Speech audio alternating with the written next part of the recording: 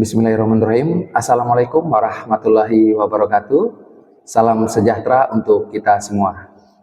Perkenalkan, saya Rio Pranata. Saya salah satu dosen program studi S1 Pendidikan Guru Sekolah Dasar PGSD, Fakultas Keguruan dan Ilmu Pendidikan Universitas Tanjung Pura. Pada kesempatan kali ini, saya ingin menyampaikan pernyataan diri dosen dalam unjuk kerja Tridharma Perguruan Tinggi atau disingkat dengan PDD UK TPT bidang pengajaran pada salah satu mata kuliah yang saya ampu.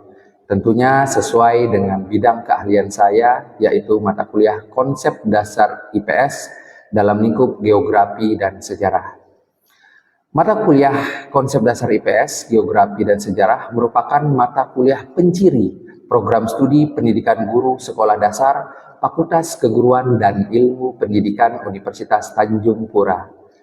Mata kuliah ini diperuntukkan kepada mahasiswa PGSD semester 2 dengan kode mata kuliah GSD 004 dengan bobot sistem kredit semester atau SKS yaitu 3 SKS. Ditempuh dalam 14 kali pertemuan tatap muka, 1 kali ujian tengah semester, dan 1 kali ujian akhir semester. Dengan total pertemuan keseluruhan adalah 16 kali pertemuan.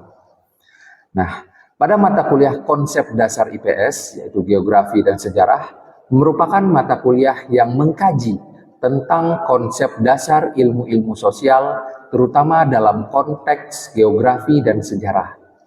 Mata kuliah ini membahas secara komprehensif landasan keilmuan, ruang lingkup, dan pendekatan-pendekatan utama dalam kajian geografi dan sejarah sebagai bagian dari disiplin ilmu pendidikan sosial.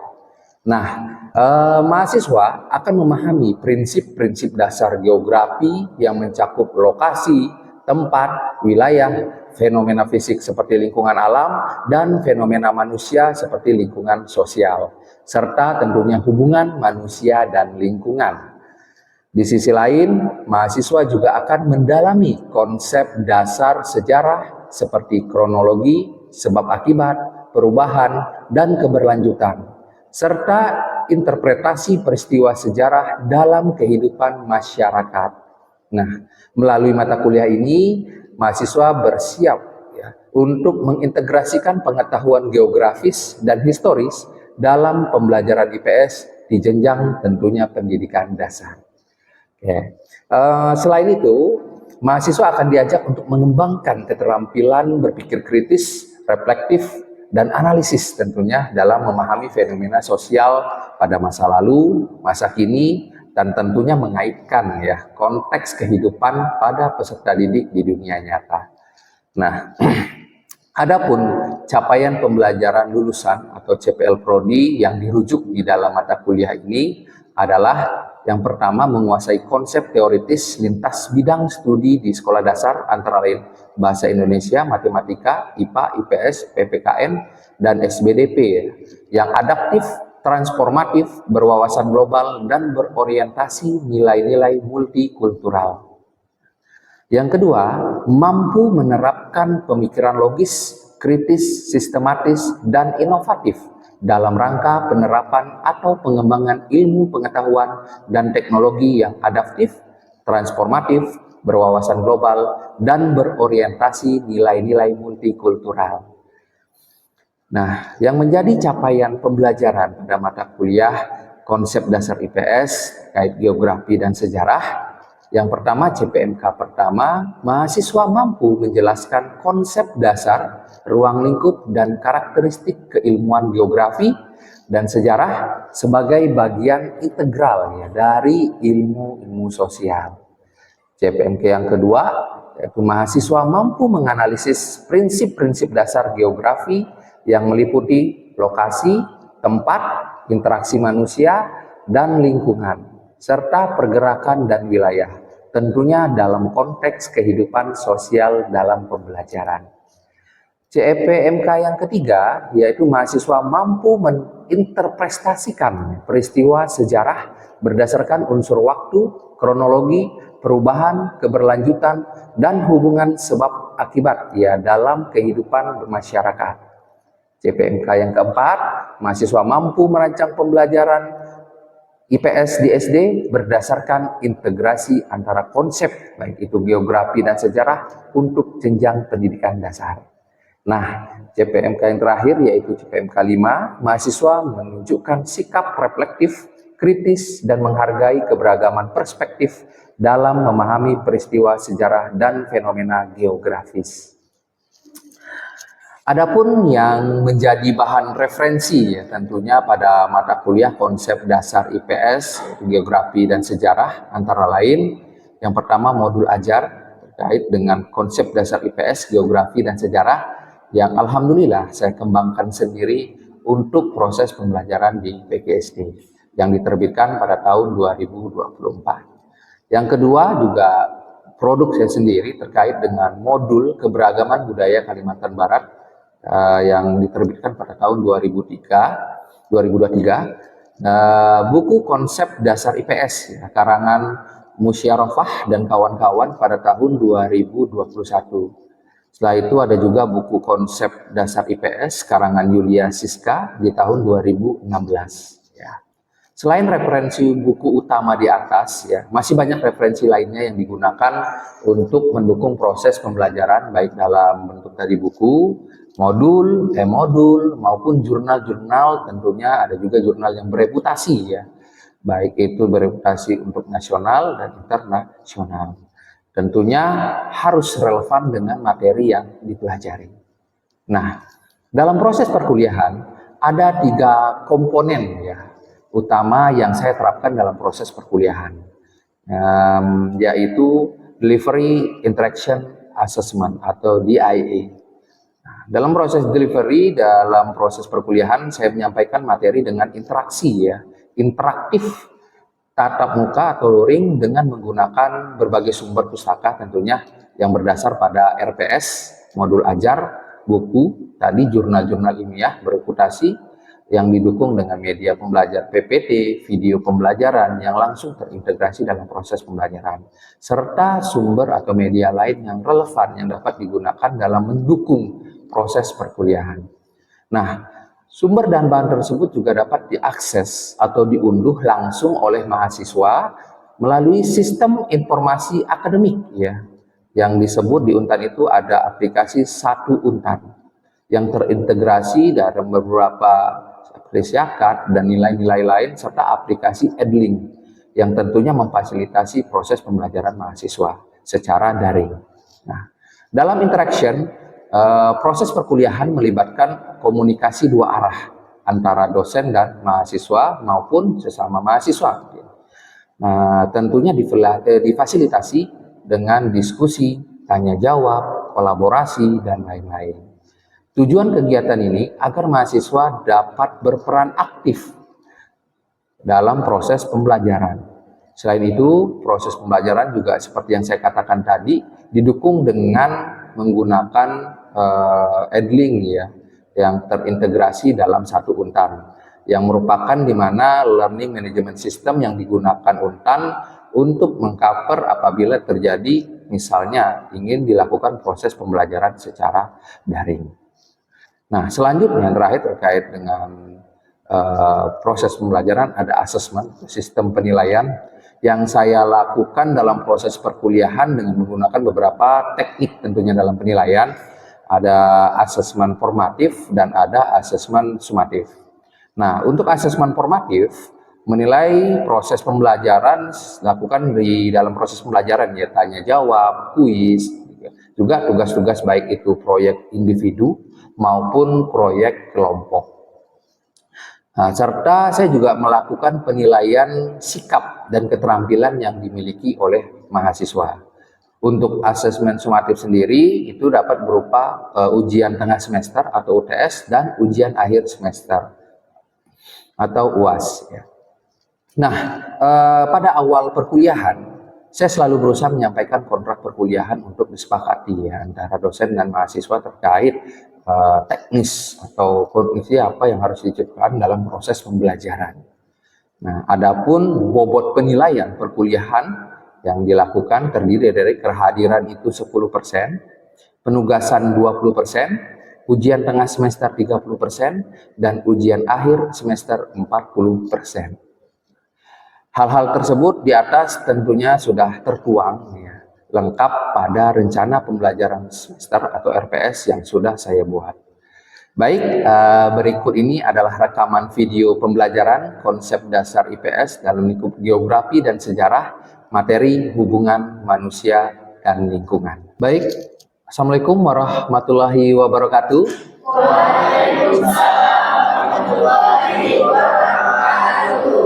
Selamat siang semuanya. Semoga sehat ya, dan tentunya tetap semangat ya, walaupun sudah di siang hari. Saya ingin melihat nih semangatnya di siang hari ini ya. PGSD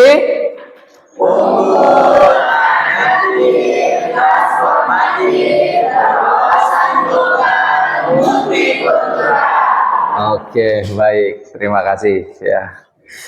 Saya yakin dengan hal tersebut dapat terlihat ya semangat kalian.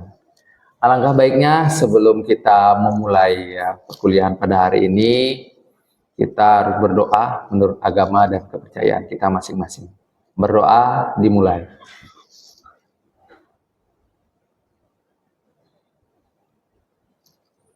Berdoa selesai. Baik,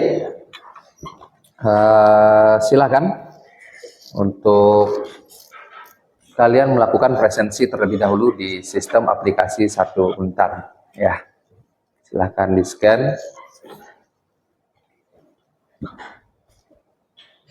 Oke, sudah semuanya?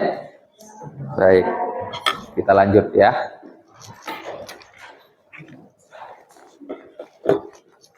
Nah, pada hari ini kita akan mempelajari terkait dengan hubungan manusia dan lingkungan. Ya. Kemarin kita sudah belajar terkait konsep ya, konsep hubungan terkait manusia itu apa dan lingkungan. Nanti kita akan kaji sebentar ya terkait dengan manusia dan lingkungan. Nah, saya ingin mengetahui ini ya, istilahnya pemahaman terkait apa yang dilihat di gambar ya, pemahaman mahasiswa terkait hal apa sih yang tercermin di pikiran kalian dengan melihat gambar tersebut. Silakan, ada yang mau? Ya, silakan. Sama Fuad dulu. Ya Pak, jadi bisa dilihat di gambar itu ada 2 sisi Pak ya. Nah, kita bisa melihat melalui kasus atau lingkungan kita sekitar, yang mana saya pernah melihat ketika di kala dulu 2006, itu saya pernah melihat video di satu media, yang mana video itu menggambarkan suatu kondisi di Taman Digulis pada tahun 2006. Iya, di Taman Digulis ya. Taman Digulis Pak. Oke. Nah, itu terdapat perbedaan yang sangat signifikan dan sangat jauh banget dibanding dengan tahun sekarang. Iya. Nah, yang mana ini tinggal bagaimana manusia Pak ya, karena di sini kan ada hubungan yang mana tinggal bagaimana pihak yang berwenang untuk mengelolanya.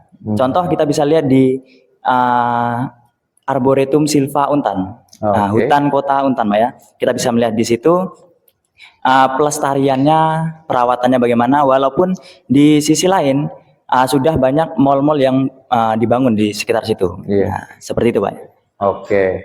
Jadi tadi Bang Fuad mengatakan bahwa terkait dengan perubahan lingkungan ya. Di tahun 2016 lingkungan Digulis ya istilahnya seperti apa dan saat ini seperti apa. Itu tergantung dengan pengelolaan manusia. Oke, ada lagi yang ingin berpendapat? Ya, silakan. Claudia ya. Oke, baik, terima kasih Pak. Mungkin dari Fuad sudah dijelaskan secara dekat dengan kita gitu ya Pak ya, sesuai dengan itu. Jadi saya akan menjelaskan secara umumnya. Ini dari gambar tersebut dapat kita lihat bahwa betapa pentingnya hubungan antara manusia dengan lingkungan Pak. Seperti gambar yang sebelah kiri itu kan kita lihat ya, lingkungannya sangat hijau, asri dan bersih. Itu berarti di mana manusia itu jika ia memilih untuk menjaga lingkungannya, maka lingkungannya pastinya akan seperti itu Pak, bersih dan asri. Selanjutnya jika manusia dia tidak menjaga lingkungannya dengan baik, maka kita dapat lihat seperti gambar yang sebelah kanan di mana terdapat banyak sekali polusi, terus kerusakan-kerusakan yang diakibatkan oleh manusia. Oke, baik. Oke, berikan tepuk tangan dulu untuk teman-temannya. Oke. Benar sekali ya, terkait dengan hubungan manusia dan lingkungan. Ini sangat erat ya hubungannya dan sangat terikat. Ya, seperti gambar tadi sudah dijelaskan kondisi kita di Pontianak ya, ditulis pada tahun berapa, serta real ya kondisi yang ada di gambar, yang satu hijau, nyaman ya kan dengan kondisi alam terjaga, yang satunya dirusak ya akibat industri dan polusi tentunya akibat dari ulah manusia. Oke. Secara umum manusia diartikan sebagai makhluk hidup ciptaan Tuhan dengan segala fungsi dan potensinya. Apa yang menjadikan kita berbeda dengan makhluk-makhluk yang lain? Memiliki akal ya. Manusia dibekali dan diberkahi dengan akal pikiran sehingga bisa berpikir. Kalau udah berpikir harusnya pintar ya dalam menjaga lingkungan. Dampaknya seperti apa, akibatnya seperti apa apabila melakukan seperti ini. Seperti itu. Oke. Nah, pada dasarnya manusia mengalami kelahiran, pertumbuhan, perkembangan, dan kematian. Itu proses siklus kehidupan ya. Kita lanjut. Nah, di sini ada definisi manusia menurut para pakar ya. Aristoteles mengatakan menggambarkan manusia sebagai zoon politikon, ya, yaitu makhluk sosial yang hidup dalam kelompok dan membutuhkan interaksi dengan orang lain. Hidup berkelompok? Ya, nggak sendiri-sendiri ya. Ya. Sekarang aja udah berkelompok ya kan. Ya. Cuman harapannya kelompok yang mengarah lebih baik, jangan kemunduran. Oke. Perlu interaksi dengan orang lain? Perlu. Kenapa perlu? Makhluk sosial ya, perlu adanya interaksi. Bisa stres ya, enggak ada interaksi. Siam sendiri ya kan, tanpa interaksi gitu ya. Oke. Yang kedua, menurut Plato dan Rene Descartes melihat manusia sebagai makhluk dwitunggal yang terdiri dari tubuh, jiwa atau rohani ya. Jadi kita memiliki jiwa ya istilahnya di sini, tidak hanya tubuh yang tidak memiliki jiwa, tidak memiliki perasaan atau yang lainnya, serta kita memiliki rohani ya. Makanya kita bisa merasa iba dan lain-lain ya. Selain merasa sakit ya di secara fisikly ya, oke. Tapi merasa sedih ya, padahal tidak terluka. Tapi sedih. Siapa yang sering sedih di sini? Wah, antara para wanita yang disakiti atau lelaki yang disakiti gitu ya. Pasti ada yang sakit ya kalau sedih ya. Oke, lanjut. Socrates ya memandang manusia sebagai makhluk yang mampu memberikan jawaban rasional atas pertanyaan yang diajukan. Tadi seperti saya mengajukan pertanyaan mahasiswa. Jadi mereka juga seperti mahasiswa tadi Rahmat ya kan, Andreas dan aku lain-lain bisa memberikan jawaban yang rasional. Apa makna rasional? Masuk akal ya. Bahasa ininya tidak meramput ya istilahnya. Oke, bisa diterima ya rasional ya karena dengan sesuai ya. Sorry. Nah, dari definisi ini ya. Ada yang bertambat dapat disimpulkan? Oke, silakan dari Anya dulu. Baik, terima kasih Pak atas kesempatan yang telah diberikan. Berdasarkan 3 pakar yang menjelaskan mengenai definisi manusia, maka saya bisa mendapatkan 3 kesimpulan terkait manusia itu sendiri. Bahwasannya manusia adalah makhluk sosial yang utuh, baik secara lahir, batin, rohani maupun jasmaninya, hidup bersama orang lain, dan tentunya memiliki akal untuk berpikir. Oke, good ya. Manusia yang utuh. Wah, utuh ya. Tubuh, jiwa, rohani. Berarti tidak terpisah-pisah. Ya. Kalau manusia tidak ada jiwanya gimana? Nggak hidup ya. Oke, nanti dikira gentayangan. Oke, baik. Ada lagi? Ya, silakan. Oke, mungkin izin menambahkan dari Pramesti sebelumnya ya. Bahwa kalau kita merujuk pada definisi manusia sebelumnya kan itu masih secara umum bahwa manusia itu tumbuh berkembang lahir dan mati. Namun kemudian itu tuh dirincikan lagi oleh para ahli. Definisi tersebut dirincikan yang kemudian definisi yang kemudian membedakan manusia dengan makhluk lainnya. Nah, dari para ahli menyimpulkan ada beberapa hal yang membedakan manusia dengan makhluk lainnya. Yang pertama, manusia hidup sebagai makhluk sosial. Artinya manusia memang dilahirkan atau diciptakan itu tidak bisa untuk hidup tanpa bantuan atau interaksi dengan orang lain. Yang kedua, yang kemudian membedakan manusia dengan makhluk lainnya adalah manusia ini adalah makhluk Dwitunggal. Apa itu masuk makhluk Dwitunggal? Bahwa manusia ini terdiri atas dua komponen. Yang pertama jasmani dan yang kedua adalah rohani. Jadi kita sebagai manusia memang harus kemudian memenuhi dua kebutuhan tersebut. Yang pertama kebutuhan secara jasmani dan yang kedua kebutuhan secara rohani. Dan apabila salah satu dari kebutuhan tersebut tidak terpenuhi, maka akan mempengaruhi pertumbuhan atau perkembangan daripada manusia itu sendiri. Yang ketiga, apa yang kemudian membedakan manusia dengan makhluk lainnya adalah manusia adalah makhluk yang mampu memberikan jawaban secara rasional. Artinya, ketika manusia memberikan sebuah masukan, pandangan atau jalan hidup itu tuh betul-betul didasarkan atas logika, rasional, dan memang mereka pikirkan, karena memang manusia itu adalah makhluk yang dibekali akal, berbeda dengan makhluk-makhluk lainnya. Oke, terima kasih.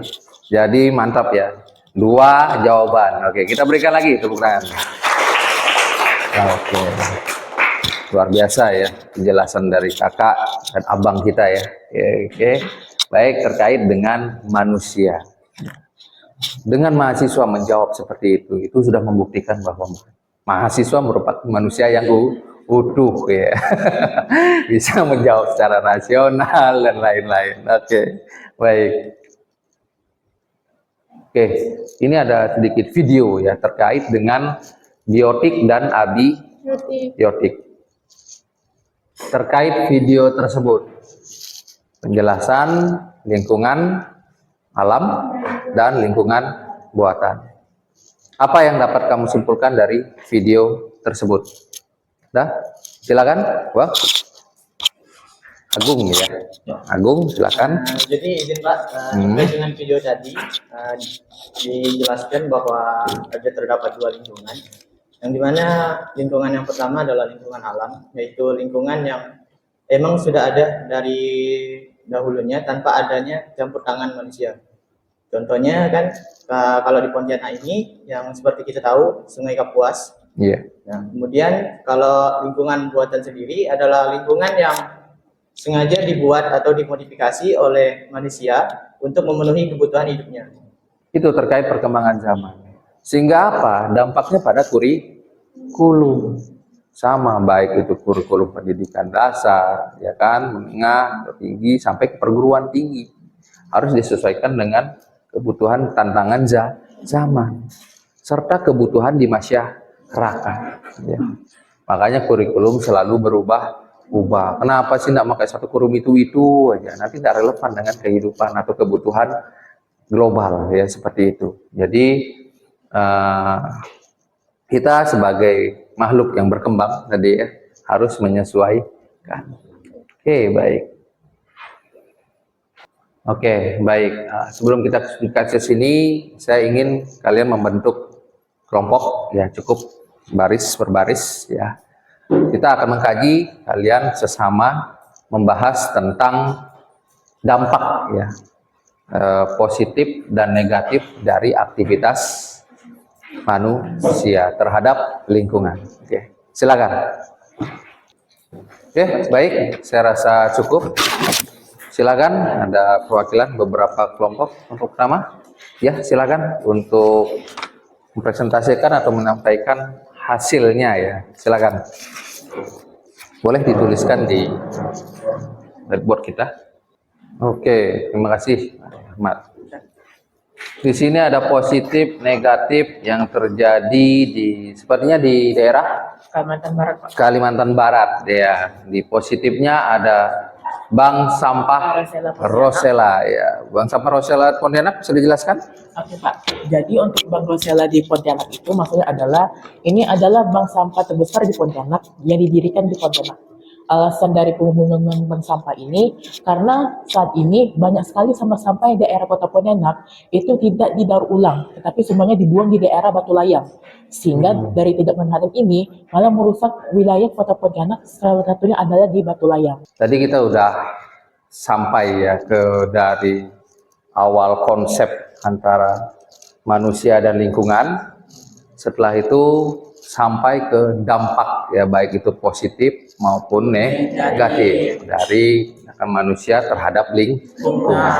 Nah, saya ingin ada satu orang yang dapat menyimpulkan ya tentunya dari apa yang telah kita pelajari saat ini. Tapi sebelum itu kita harus melakukan evaluasi ya terlebih dahulu, dan evaluasi silakan dapat dilihat di laptop atau smartphone-nya masing-masing di platform Edlink ya, karena kita satu untan ini terhubung dan terintegrasi langsung dengan Edlink ya. Silakan dijawab di sana pertanyaan dan evaluasinya.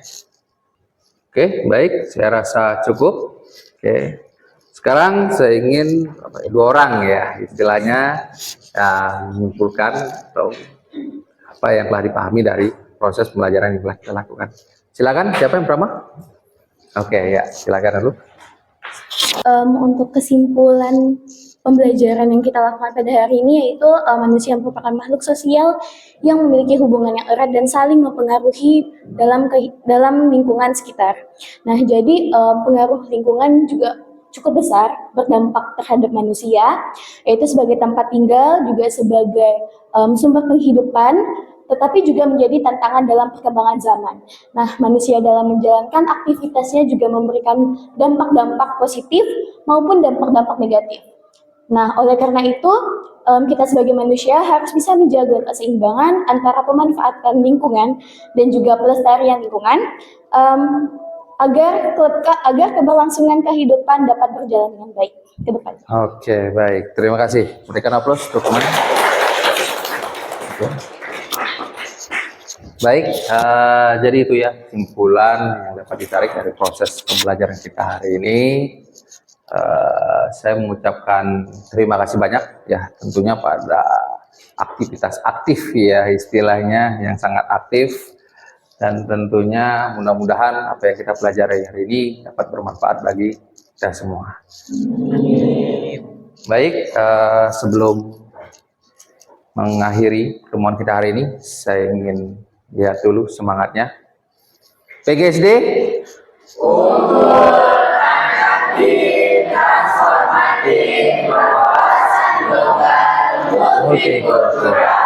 Oke, baik. Oke, mungkin sebelum mengakhiri ya proses pelajaran hari ini, alangkah baiknya kita berdoa menurut agama dan kepercayaan kita masing-masing. Berdoa dimulai.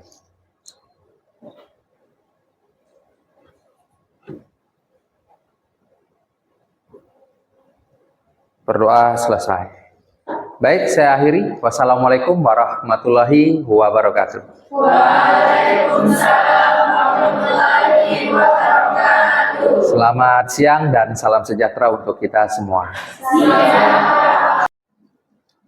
Sekian rekaman video pembelajaran mata kuliah konsep dasar IPS dan lingkup geografi dan sejarah pada program studi pendidikan guru sekolah dasar Fakultas Keguruan dan Ilmu Pendidikan Universitas Tanjung Pura.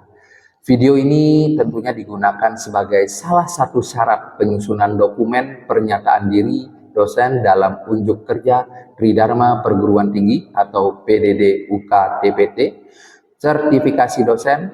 Semoga dengan adanya video ini bisa menjadi pertimbangan yang baik dalam proses penilaian sertifikasi dosen gelombang 1 tahun 2025. Akhir kata saya ucapkan terima kasih. Wassalamualaikum warahmatullahi wabarakatuh.